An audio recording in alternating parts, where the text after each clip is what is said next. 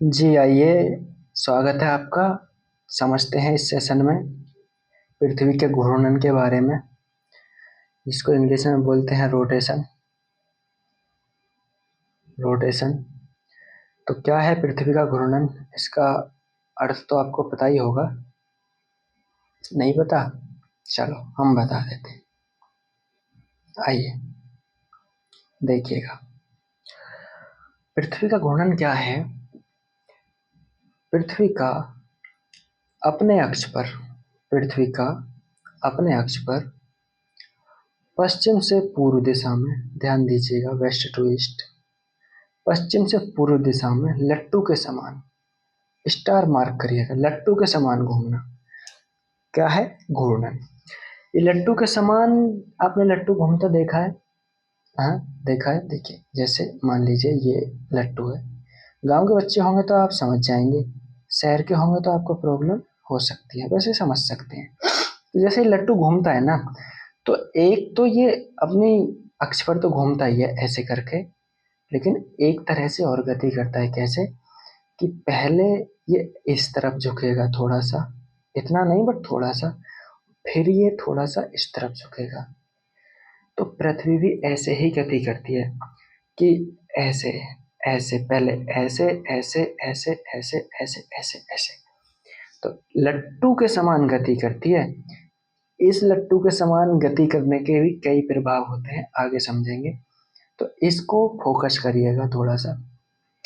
अर्थ समझ गए? आपके एग्जाम के लिए 3 पॉइंट काफी हैं अर्थ के लिए। पृथ्वी का अपने अक्ष पर पश्चिम से पूर्व दिशा में लट्टू के समान घूमना, इसको दैनिक गति भी कहते हैं। क्यों? क्योंकि इसके घूर्णन के कारण ही हमारे यहाँ दिन रात होते हैं। घूर्णन के कारण ही दिन रात होते हैं। कैसे होते हैं दिन रात? समझा दूं अभी के अभी। देखिए, यह है पृथ्वी, यह है पृथ्वी का अक्ष, ये वाला, और यह है पृथ्वी के अक्ष का घूर्णन। ठीक, यह है विषुवत रेखा। अब मान लीजिए ये है अफ्रीका, और यहां से पृथ्वी घूमना स्टार्ट करती है। अब ये घूमेगी इधर की तरफ। पहले मान लीजिए सूर्य है यहाँ, ठीक, ऐसे सूर्य। अब सूर्य यहाँ है, सूर्य की किरणें पड़ रही हैं यहाँ, समझ गए? अब पृथ्वी घूम रही है, जैसे जैसे पृथ्वी घूमेगी तो इसके सामने आने वाले जो भाग होंगे पृथ्वी के, इन किरणों के, वहां तो रहेगा दिन। और जो पीछे की तरफ है, यहाँ यहाँ पीछे की तरफ आप देख रहे हैं ना, इसके इस भाग के पीछे, इसके जस्ट पीछे वाला भाग है ना, वहां रहेगा अंधेरा। तो इसलिए होता है पृथ्वी के घूर्णन के कारण अंधेरा और उजाला, यानी दिन एवं रात। इस तरह समझिए कि ये देखिए, इतने भाग पर तो है उजाला, क्यों? क्योंकि इतने भाग पर पड़ रही है लाइट, और इतने भाग पर है अंधेरा, क्यों? क्योंकि इतने पर पड़ रही है इस लाइट वाले भाग की छाया। और ये जो बीच में होता है ना, जो इस दिन और रात को अलग करता है, उसको कहते हैं circle of illumination. Circle of illumination, Hindi में बोलते हैं प्रदीप्ति व्रत। ठीक है, तो आप दिन और रात समझ गए क्यों होते हैं। अब ये घूमती जाएगी, तो जैसे जैसे इधर की तरफ घूमती जाएगी, वैसे ही वैसे ये, जैसे ये भाग है, ये कुछ टाइम बाद यहाँ आ जाएगा, तो इस पे आ जाएगा दिन, और ये भाग पीछे चला जाएगा तो इस पे हो जाएगी रात। तो आप समझ गए कैसे दिन और रात होती है। ठीक है, दैनिक गति कहते हैं, अर्थ समझ गए, इसको दैनिक गति कहते हैं। दिन रात कैसे होते हैं आप समझ गए। इसके वेग के बारे में बात कर लेते हैं कि पृथ्वी जो अपने घूर्णन पर अपने अक्ष पर घूमती है, घूर्णन करती है, तो उसकी गति क्या होती है? अच्छा, आपको क्या लगता है कितनी गति होती होगी? आप तो स्थिर बैठे हैं। अच्छा, मैं आपको बता देता हूँ, कुछ लोगों को पता नहीं होगा। आज भी कुछ लोगों को लगता है कि पृथ्वी के अंदर रहते हैं, है ना? ऐसे आपको बहुत लोग मिल जाएंगे, अपने आसपास पूछ लेना। लेकिन हम पृथ्वी की सतह पर रहते हैं, ऐसे पृथ्वी की सतह पर, लेकिन हम गिरते नहीं हैं। क्यों? क्योंकि पृथ्वी के सापेक्ष हमारी वैल्यू एक बिंदु के समान है। और पृथ्वी का जब आकार और द्रव्यमान इतना बड़ा है, तो हमारे क्या औकात कि हम इससे दूर चले जाएं, इसलिए हम इससे चिपके रहते हैं गुरुत्वाकर्षण के कारण, हम इससे ज्यादा दूर नहीं जा पाते। और दूसरी वजह है इसके चारों ओर एक वायुमंडल पाया जाता है, उस वायुमंडल का दबाव भी हमारे ऊपर बना रहता है। तो आप समझ गए एकदम। तो ये भ्रम नहीं पालना है कि हम पृथ्वी के अंदर रहते हैं। पृथ्वी के अंदर क्या है वो हम एक टॉपिक में पढ़ने वाले हैं, पृथ्वी की आंतरिक संरचना नाम से, लेकिन हम रहते पृथ्वी की सतह पर है। हाँ भैया, कुछ लोगों को गलत फहमी होगी आज भी। तो वेग की बात कर लेते हैं। वेग देखिए, हम स्थिर हैं, क्यों स्थिर हैं उसका रीजन बताऊंगा। अभी फिलहाल वेग पर बात कर लेते हैं। इसका वेग लगभग 3 प्रकार का होता है। कैसे 3 प्रकार का? इस चित्र को देखिए, ये पृथ्वी है, ये इसका ध्रुव है, ये इसके 0 डिग्री अक्षांश है यानी विषुवत रेखा, और ये मानिए कि क्या, इसको मानिए आप लगभग 35 से 45 डिग्री अक्षांश, 35 से 45 डिग्री अक्षांश, ठीक है। एक अनुमान के तौर पर मानिए, इसको अश्व अक्षांश भी बोलते हैं, 30 से 35 डिग्री अक्षांश को। वो अक्षांश वाले टॉपिक में आप पढ़ लेंगे, और जरूरी है कि आप इससे पहले अक्षांश वाला टॉपिक पढ़ लें तो आपको अच्छी चीजें समझ में आएंगी। तो इसका जो मध्य विरत होता है, इसका जो विषुवत विरत होता है, अक्षांश का मध्य बिंदु विषुवत रेखा, अक्षांश का मध्य बिंदु क्या कहलाता है? विषुवत रेखा। विषुवत रेखा पर जो इसका वेग होता है वो होता है 1670 किलोमीटर प्रति घंटा। कितना? 167, 6 और 1 7, 1670 किलोमीटर प्रति घंटा। लेकिन इसके जो अश्व अक्षांश होते हैं, जो उपोष्ण कटिबंधीय अक्षांश जो होते हैं, उपोष्ण, उपोष्ण वाले, अब ये सब मैं अभी नहीं समझाऊंगा। उपोष्ण क्या है, अश्व क्या है, 45 डिग्री और 35 डिग्री अक्षांश क्या है, ये सब अक्षांश वाले टॉपिक में ये समझना। यहाँ पर समझाने से खिचड़ी पक जाएगी, तो यहाँ नहीं। तो इसके जो उपोष्ण अक्षांशों पर इसका जो वेग होता है वो कम हो जाता है, 1275 किलोमीटर प्रति घंटा के करीब। यानी यहाँ जो वस्तुएं होंगी वो कितना वेग महसूस करेंगी? 1275 किलोमीटर प्रति घंटा। लेकिन जो वस्तु ध्रुव पर होगी उसको इसका जो वेग है वो महसूस नहीं होगा, क्योंकि ध्रुव वाली वस्तु वास्तव में गति नहीं करेगी। ठीक है, तो वेग इसका पता चल गया, वेग क्यों है और घूम क्यों रही है वो हम पहले पढ़ चुके हैं सामान्य जानकारी वाले टॉपिक में। समय कितना लेती है ये घूमने में? तो देखिए, पृथ्वी को लगभग एक घूर्णन पूरा करने में 23 घंटे 56 मिनट और 4 सेकंड लगते हैं। इसको हम मोटे तौर पर 24 घंटे मान लेते हैं। टोटल 24 घंटे नहीं होते, उसमें 3 मिनट और 56 सेकंड कम होते हैं, 3 मिनट 56 सेकंड कम होते हैं। लेकिन हम उसे क्या मान लेते हैं? हम उसे मान लेते हैं 24 घंटे। ठीक, समझ गए? अब इस घूर्णन गति के कुछ प्रभावों की बात कर लेते हैं कि जब पृथ्वी अपने अक्ष पर घूर्णन करती है तो उससे क्या प्रभाव पैदा होते हैं। देखिए क्या प्रभाव पैदा होते हैं।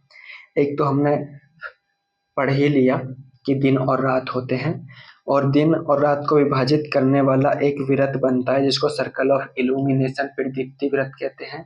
इस बारे में भी हमने जान लिया। दूसरा दूसरा दूसरा तो दूसरा कोई खास प्रभाव होता नहीं है। एक प्रभाव आप जान लीजिए, कोरियोलिस बल की उत्पत्ति। अभी ये शब्द आपको बहुत नया मिलेगा, नया सुनने को लग रहा होगा, बट जब आप पवन और जो क्लाइमेटोलॉजी जलवायु वाला टॉपिक है वो पढ़ेंगे तो वहाँ इसकी बहुत महत्वपूर्ण भूमिका है। मैं इसका बेसिक रेफरेंस आपको दे रहा हूँ, बस आप मोटे मोटे तौर पर समझ लीजिए।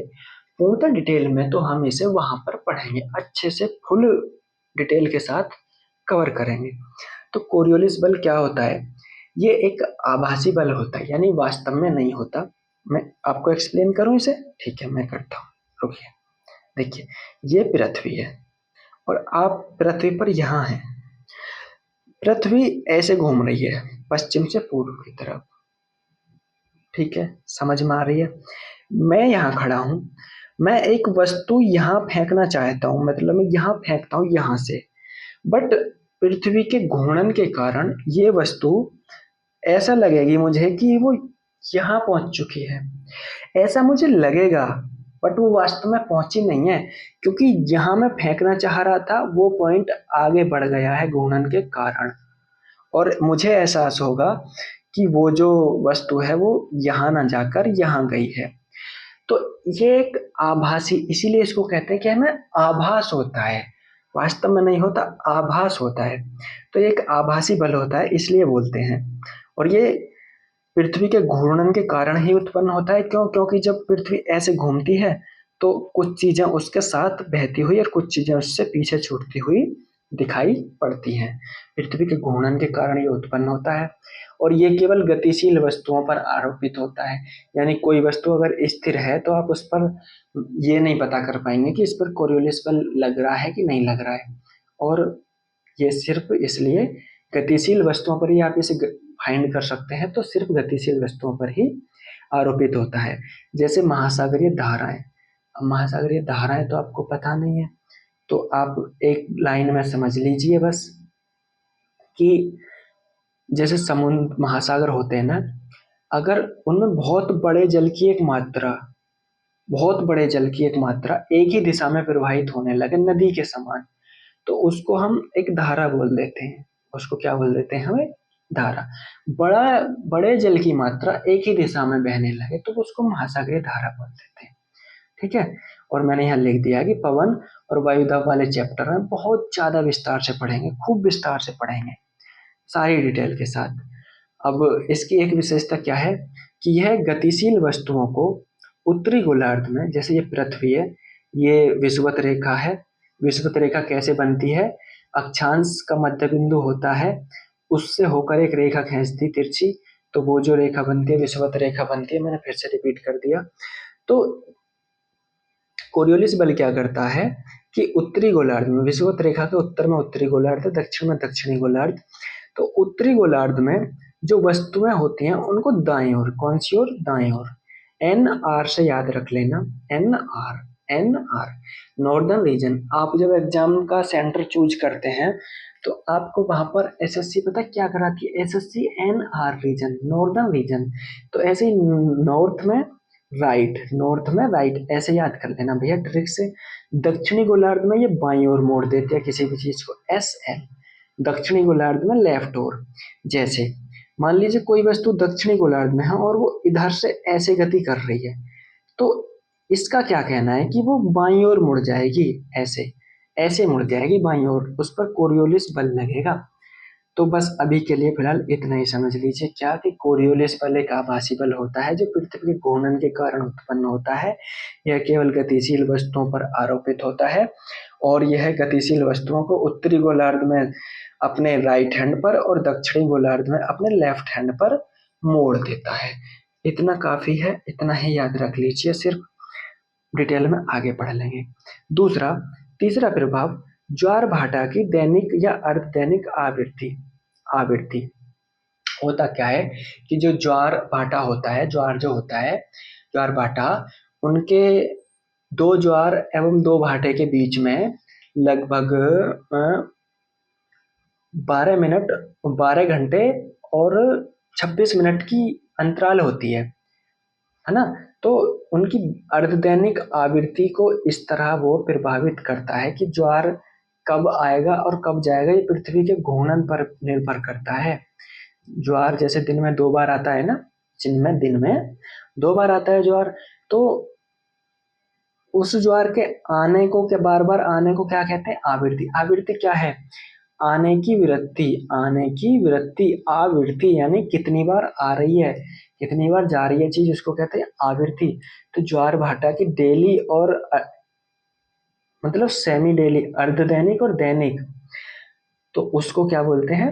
उसको ये प्रभावित करती है। और बाकी इसको हम समझेंगे, कैसे समझेंगे? ज्वार भाटा वाले टॉपिक में, जो इसी का एक भाग है अलग से, है ना। ठीक है। तो इसका चौथा प्रभाव है कि जब पृथ्वी पश्चिम से पूर्व की ओर घूम रही है, तो बाकी के जो खगोलीय पिंड हैं, जैसे ये पृथ्वी है और ये बाकी यहाँ पर चंद्रमा होगा और ये बाकी बाकी के ग्रह होंगे, अगर ये पश्चिम से पूर्व की ओर घूम रही है तो हमें बाकी के ये जो पिंड है ना, ये पूर्व से पश्चिम की ओर घूमते हुए दिखेंगे, यानी उल्टी दिशा में घूमते हुए महसूस होते हैं। घूमते नहीं है एक्चुअल में, महसूस होते हैं। होंगे ही भाई। देखो जैसे आप जा रहे हो ऐसे गाड़ी लेके, तो अगर यहाँ कोई पेड़ खड़ा है या गाड़ी खड़ी है, तो आप देखते हैं ना कि आपको ऐसा लगेगा कि ये ना सब पीछे की ओर जा रहे हैं, बट वो पीछे की ओर जा नहीं रहे होते, वो तो अपनी जगह स्थिर होते हैं। बट आपको ऐसा लगेगा कि ये सब पीछे की ओर चल रहे हैं, बट ये ही स्थिर है, आप आगे की ओर चल रहे हैं। वैसे ही जब पृथ्वी वेस्ट टू ईस्ट दिस घूमती है, तो बाकी के पिंड ऐसा लगते हैं कि वो पूरब से पश्चिम की ओर, ईस्ट टू वेस्ट गति कर रहे हो। तो ये एक और हो गया प्रभाव। और क्या इसका प्रभाव होता है? महासागरीय धाराओं की दिशा निर्धारित करने में भी इनका प्रभाव होता है। महासागरीय दिशा, महासागरीय धारा वाले टॉपिक में विस्तार में पढ़ेंगे। पवनों की दिशा और उत्पत्ति पर भी घूर्णन का प्रभाव पड़ता है। इसे भी पवन वाले टॉपिक में विस्तार से पढ़ेंगे। यहाँ से क्या क्वेश्चन बनेगा? अगर आप बहुत अच्छे स्तर का एग्जाम देते हैं या आपका एग्जाम बहुत कठिन बना दिया जाता है, तो आपका प्रश्न इस तरह से बनेगा कि घूर्णन के निम्नलिखित में से कौन से प्रभाव हैं? पवनों की दिशा पर को प्रभावित करता है, महासागरीय धाराओं की दिशा को प्रभावित करता है, अन्य खगोलीय पिंड विपरीत दिशा में घूमते दिखाई पड़ते हैं, कोरियोलिस बल की उत्पत्ति होती है और दिन और रात की उत्पत्ति होती है। इस तरह से ऑप्शन बनाएगा, डिटेल में नहीं जाएगा, इसलिए मैं भी नहीं जा रहा हूँ। और डिटेल में मैं जाऊंगा क्योंकि ये सारी चीजें अपने आप में एक टॉपिक है, अपने आप में एक टॉपिक है। ये 4 लाइन नहीं है, ये 4 टॉपिक है। हम इनको 4 टॉपिक्स में पढ़ेंगे अलग से। तो जब इतने डिटेल में पढ़ेंगे तो फिर यहाँ क्यों कम में संतुष्ट होना? ठीक है। ये देखो कोरियोलिस इफेक्ट ये है, उसका मैंने फोटो लगा दिया है कि ये घूम रही है वेस्ट टू ईस्ट पृथ्वी। तो जो नॉर्थ में जो कोई भी चीज गति कर रही है, वो अपने राइट में घूम जाएगी। कहाँ? राइट में। और जो साउथ हेमीस्फीयर में, दक्षिणी गोलार्ध में गति कर रही है, वो अपने किस में घूम जाएगी? लेफ्ट में। नॉर्थ वाली राइट में। ठीक है। तो इस चित्र से आप याद रखेंगे। तो इस तरह घूर्णन वाला टॉपिक हमने भैया कर लिया है। घूर्णन से जुड़े इतने ही सवाल बनते हैं, और बाकी अपना नेक्स्ट टॉपिक परिक्रमण यानी रिवॉल्यूशन करते हैं। मिलते हैं आगे अगले सेशन में। ठीक है। पढ़ते रहिए, मस्त रहिए, जल्दी जल्दी नौकरी लगाइए, ब्याह करिए, बच्चे करिए, बाहर जाइए, घूमने जाइए, हनीमून पर जाइए और मस्त रहिए, जीवन को अच्छे से व्यतीत करिए। धन्यवाद।